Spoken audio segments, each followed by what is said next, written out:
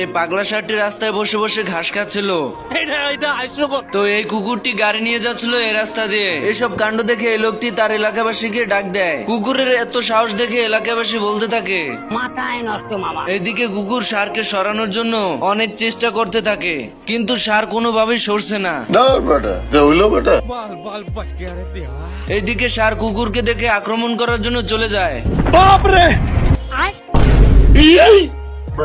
আমার চ্যাটার বাল কি বললি? এই কুত্তার বাচ্চা!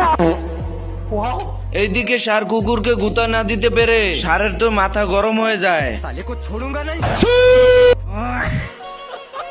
এইদিকে এত কিছু হয়ে যাওয়ার পরও কুকুর ষাঁড়কে ভয় না পেয়ে তাকে বোকা বানিয়ে চলে যায়। এইদিকে ষাঁড় কুকুরকে কিছু না করতে পেরে কুকুরের পিছু নিতে থাকে।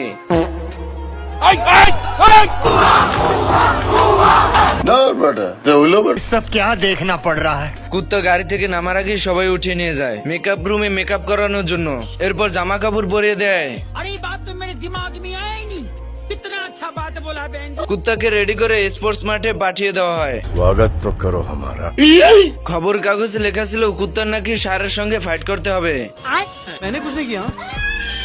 অন্ধকারে যখনই আগুন জ্বালায়